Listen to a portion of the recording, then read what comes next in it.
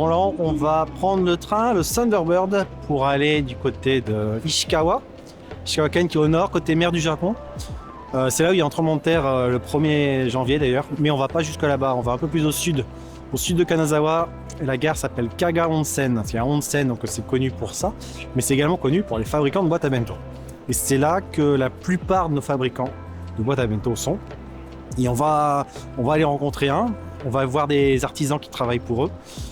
On va manger bien parce que c'est à Ishikawa qu'on mange très bien le poisson. Je crois que c'est à Ishikawa d'ailleurs qui a le plus de restaurants de sushi par habitant au Japon. En tout cas, c'est une statistique qui a 10 ans, mais bon, elle tient toujours, je crois.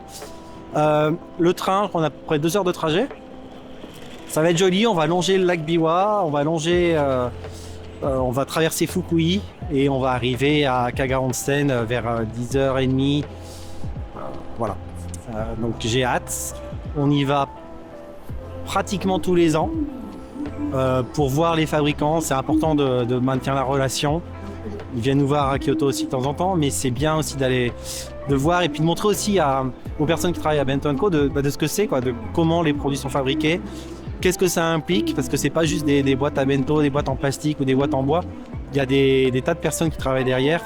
Il y a un savoir-faire qui est très important à expliquer en fait à nos clients, aux visiteurs du site. Et c'est bien de le montrer en vidéo, en photo aussi. Donc c'est pour ça qu'on y va aujourd'hui. Voilà.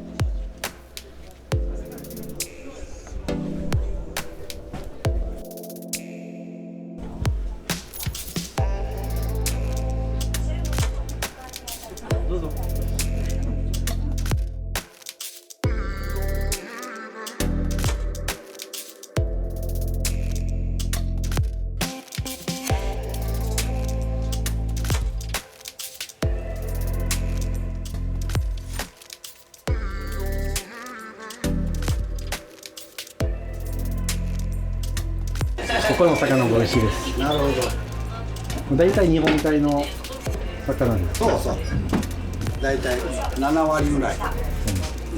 今このホタルイカが出るようになった富山県。本当ですか。3月から初めてです。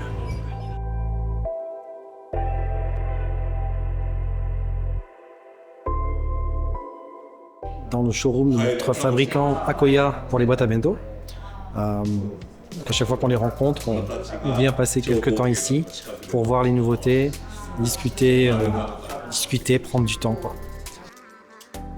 Je pense que beaucoup de gens, quand ils pensent au travail au Japon, t'as cette image des salariés, des gars en costard cravate et tout. C'est peut-être le cas dans certains métiers, dans certaines industries, mais quand tu bosses comme ça avec des PME qui sont plus ou moins grosses dans la campagne, c'est pas du tout la même ambiance, quoi. Tu vois, là on attend pour aller voir les artisans qui mettent la couleur, qui font les impressions sur les boîtes.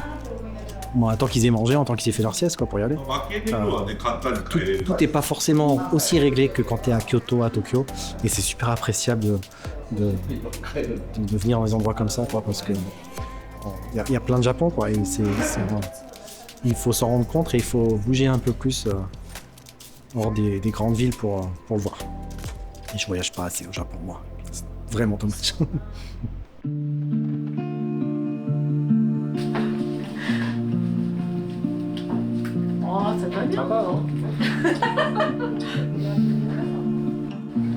Après, on est venu voir une des entreprises qui travaillent notre fabricant.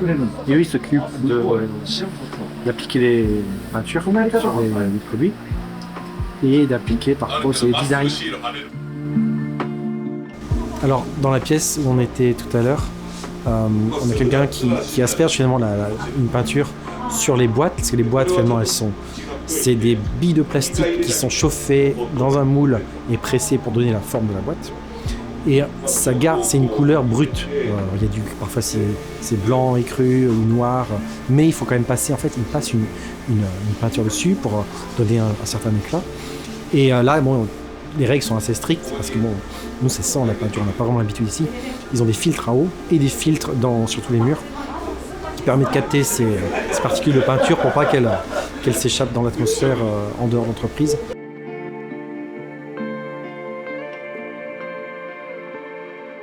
La dernière machine qu'ils ont, c'est les impressions laser. Voilà, donc ils ont montré ça. C'est assez sympa à voir et surtout l'impression jet d'encre possible sur des boîtes rondes de ce type-là. Ça donne des idées sur des produits qu'on pourrait faire. C'est pas qu'on veut remplacer les artisans qui travaillent manuellement, c'est pour faire d'autres types de produits. Et que aussi malheureusement les artisans qui travaillent en sérigraphie manuelle, ils ont tous, la moyenne d'âge, je crois, est 72 ans ici. Et dans 5-10 ans, il n'en restera plus beaucoup malheureusement.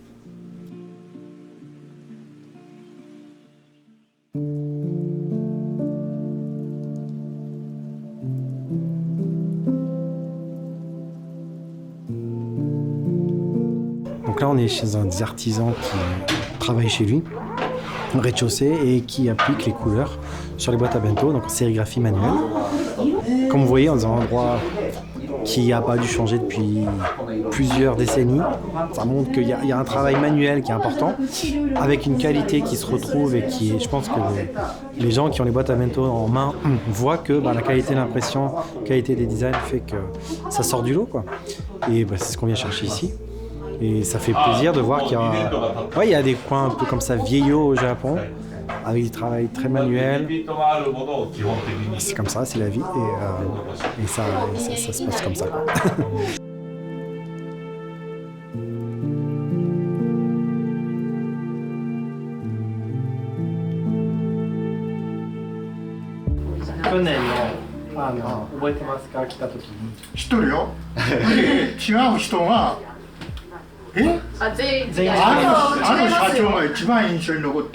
違います。こっち社長。社長。あの人社長違う。あの人はフランスに住んでる方です。で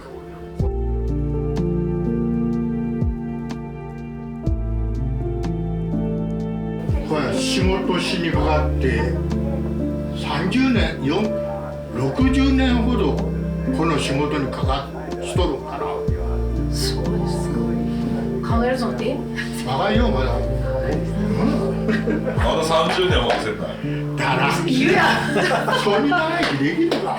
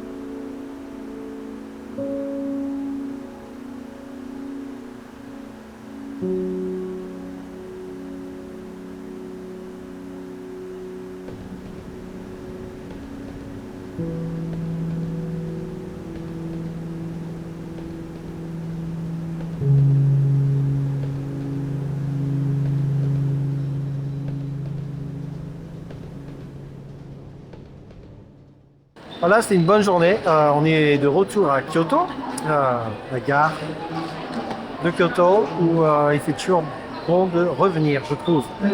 Mais ça fait toujours plaisir de voir les gens avec qui on travaille là-bas.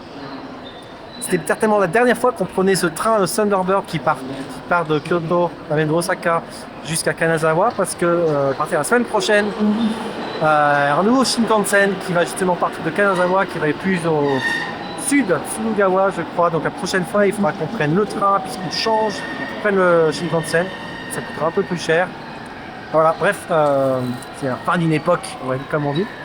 Et qu'est-ce que je veux dire de plus? En tout cas, ça fait du bien de partir aussi. Parce que c'est vrai qu'en général, on travaille beaucoup au bureau, devant l'ordinateur. Et voilà, de faire un petit field trip et de de prendre le train comme ça le matin, pas si tôt, et de passer une bonne journée, de manger de super sushi. Ça fait plaisir et ça change du train-train quotidien en fait. Voilà. J'espère que les images vous auront plu et que ça vous donnera envie d'en voir plus. Ah bah, à tantôt. Non, ah bah. Merde, c'est pas comme ça. Ciao.